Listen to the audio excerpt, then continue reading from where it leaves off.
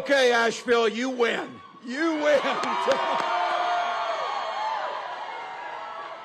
My team just said this is the best rally crowd we have seen, and I think they're absolutely right. Wow. Can we give up one more hand for Stephen? Our future is bright.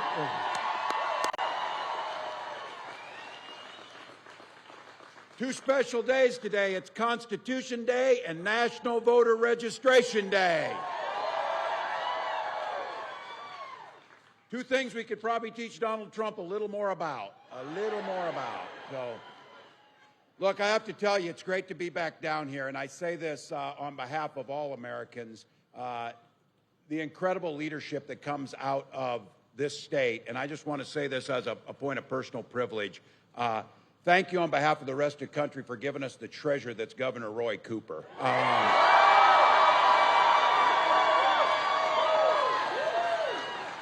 When you meet governors, it's reflective of the people. And when you meet Roy Cooper, you can't find a kinder, more visionary, more thoughtful, just more compassionate person. It reflects on the great state of North Carolina. That's why it's going to be really hard to find somebody, but I'll be danged if North Carolina didn't. We need to elect Josh Stein as your next governor.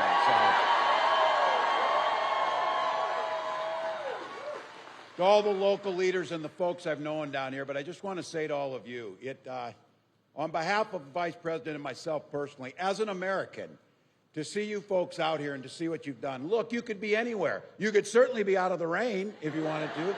We know you're smart enough to get out of it, but you've chosen not to. But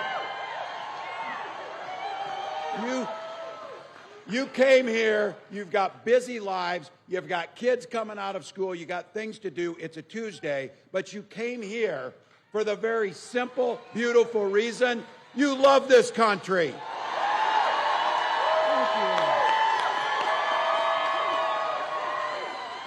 Thank you.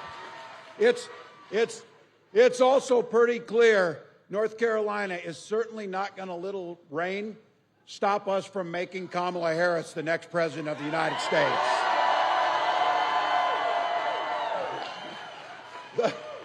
The vice president told me, she said, gee, I got to tell you, Tim, a couple people showed up in Charlotte and Greensboro last week. Just to let all of you know, the rest of the country was looking at those crowds and looking at the enthusiasm in awe of what you were delivering. So this has been happening all across the country, and Donald Trump, of course, responded like any normal, sane adult would and said, no one's there, it's AI. That's what he would say about all of you, but I always remind them, you know what won't be AI? Your ballots won't be AI. And I got to say, too, to the Vice President and the crowds, that it is contagious. You can feel it. That we now believe what we all knew, that the precious democracy we have and that politics and campaigns can be focused on the hard work ahead of us, but they can be done with what Kamala Harris does every single day. Done with joy. Done with happiness. Remember when they thought it was a dig because she laughs? Well, it's really great to have a president who laughs with people, not at people, and that's what we're going to do. So that's because Kamala Harris has spent her whole life fighting on the side of the American people. You know her story. Took on the predators, took on the fraudsters, took on the transnational gangs, took on the big corporate interests, and never hesitated to work with anybody on either side of the aisle if it was right for the American people. I bet she never thought the predators and the fraudsters and the greedy corporate interests would be all wrapped up into one person on a debate stage. But she saw it. But I got to tell you, I'm proud to be on this ticket. And the Vice President says this a lot. Only in America can you find someone from a middle-class family in Oakland, California, and someone from rural Nebraska who have the ability to become the next president and vice president of the United States.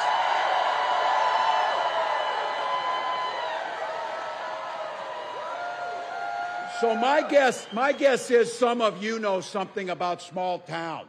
I grew up in a town of 400 people, 24 kids in my high school class. 12 were cousins. I never get away with someone not asking about prom dating on that one either, and not one of those kids became a venture capitalist. Imagine that. I don't know. But you know what you do learn growing up, and some of you grew up in small towns and big towns. It's about taking care of your neighbors. It's about looking out for somebody next to you. It's about understanding the common good. We have a saying in Minnesota, when we all do better, we all do better.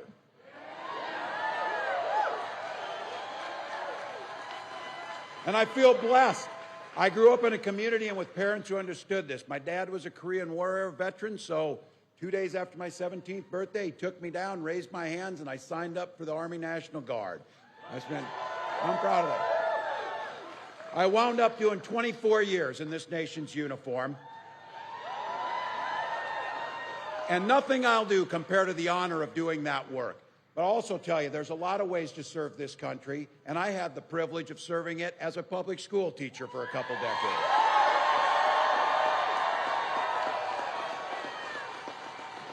Coached some football, which was good. And my pro tip of the day is don't ever close the yearbook. We won the state championship, and I talk about it to this day. So there you go. I never thought about running for office. But I learned something from those kids. They were seeing in me what I was trying to teach them.